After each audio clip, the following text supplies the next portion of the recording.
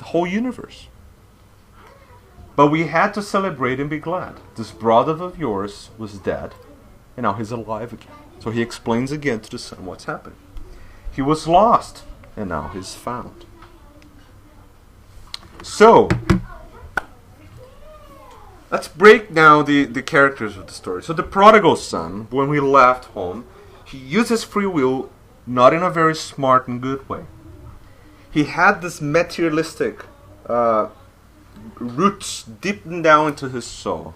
He wanted to live life with all the material things he could possibly have at that time. He was only thinking about himself. He was not really thinking about the way the father would stay with the farm and all that. He wanted everything he could have. But of course, he used that in a very wrong way.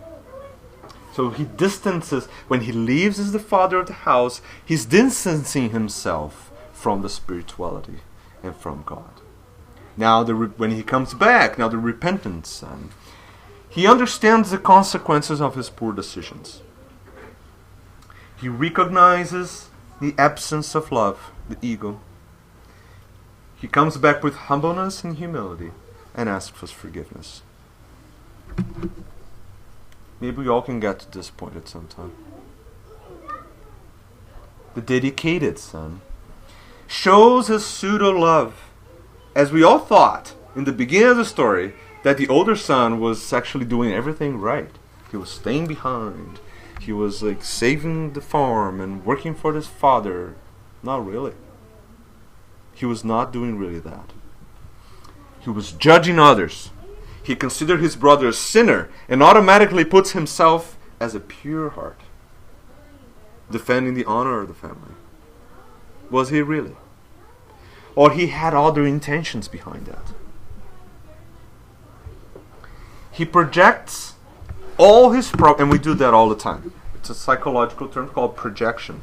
So we project onto others the reasons of our sadness, of all our problems.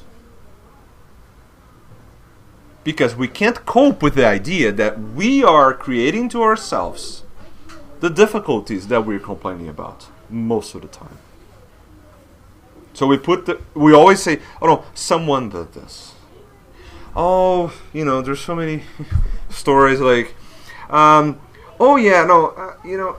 unfortunately there was a fender bender, but the guy, he braked too hard, or something like this. So I was not keeping the distance. I was using my cell phone. But it's not my fault, really. Like, I use the phone all the time. Just that he braked too hard. No. That's the called projection. It's always something else outside of our own existences that are creating the situations for us, and that's why things go wrong. It's so easy to do that, because if we do that, we don't have responsibility anymore. And if we don't have responsibility, we don't have to change. If we don't have to change, we don't have to wake up for our mistakes. If I don't wake up for my mistakes, I'll never be better. That's the situation where a lot of us are. A lot of us. And I can put myself there too. I'm not excluding myself. And the privileged ones, privileges, which I do a lot of good things, but at some point I just realized that, hey, I should be treated differently because I'm doing so many good things. I deserve it. Just by doing that twist on the story, you're automatically not doing a lot of good things anymore, because you're expecting to be treated differently. You expect something. You expect a reward out of what you're putting. So you're not putting something because of true love anymore. You're really, in the back of your mind, having a reason to kind of pull back something afterwards. So we're doing something, expect to get a privilege, expect to get a reward, expect to get something back. That's not the true goodness that Jesus teaches us. And that's exactly what the archetype, which is the psychological term to define the definition of the mind, basically, of the personality, of the dedicated son. So see how many different facets of the society we can bin into this archetypes. And that's why when I said this parable has a lot to teach us, that's why I was getting in, because it's not really the parable of the prodigal son. It's a parable of all of us and how we relate to our Father. And it goes way beyond the basic concepts contained in the text, as we probably understood in the past. Right? So, this is what I have to talk to you about today, and I hope you guys learn a little bit from it. And do we have questions? Sure, we got about 5 minutes for sure. So, thank you very much, Marco. Always a pleasure, always interesting, new insights, questions, comments, different opinions.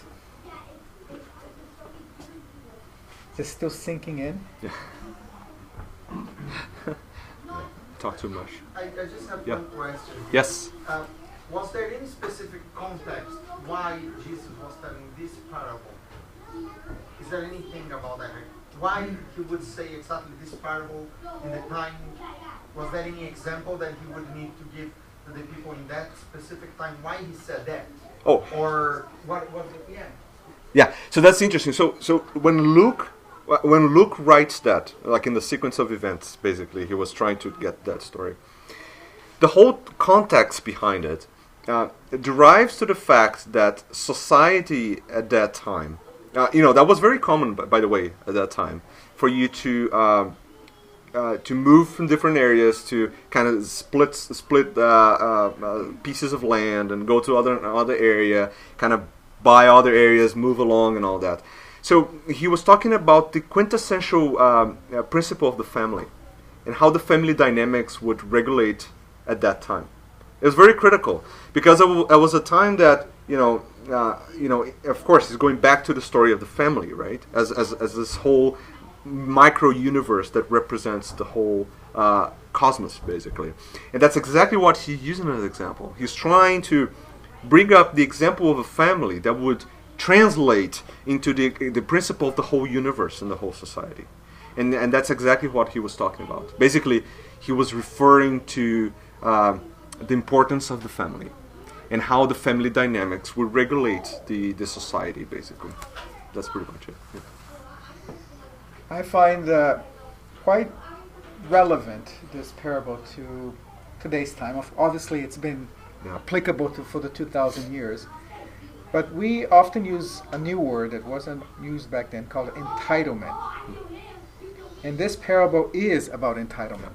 First, from the prodigal son. He felt entitled to that inheritance from the father, even though there's no sense that he had done anything to actually deserve that in the first place. Then there's the other son that seems to be entitled to better things than his brother because he obeyed God.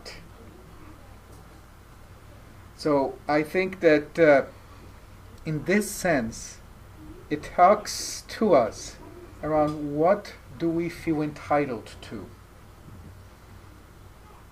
And if you look deep inside, we are not entitled to anything.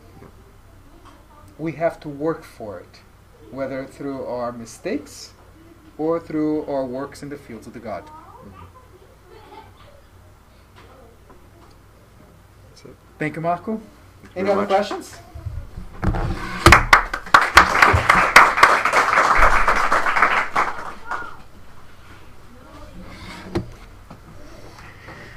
So I'm standing between you and lunch. I will do our final prayer and then just have some quick announcements of what is happening, the activities here at the TSS. And then our volunteers will quickly reorganize the room so we can have our fraternal lunch. So please pray with me, enjoying this sensation, this energy of peace, tranquility, and love. Let us reflect upon the parable that Jesus left to us so long ago. Let us look into ourselves and find where are the roles that we play in those parables. how we need to understand the endless God love that God provides us. All of the resources, all of the tools that are always available to us every day to take our free will and make the right choices towards the house of God.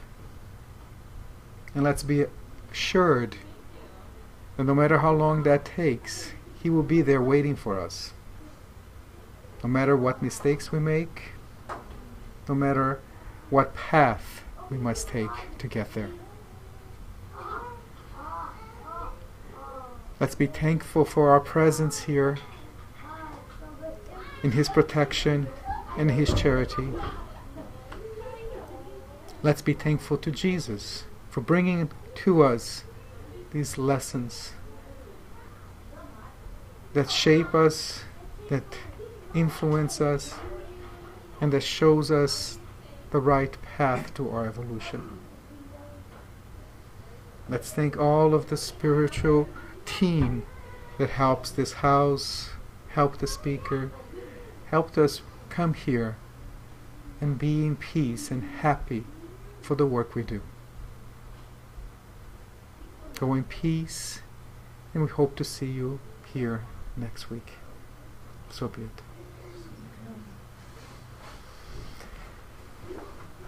Thank you, Marco, once again. We have 2 more lectures this month. The next week is, well, this day was Marco. Next week will be Marco. It's just one of those things that happens here. And we actually have 5 lectures this month. It's one of those months that we have 5 Sundays. So the last Sunday, actually, we're going to have a guest speaker from one of the spiritual houses here in Mississauga. It's going to be our guest for the lecture on the 31st. Our activities continue as we always explain.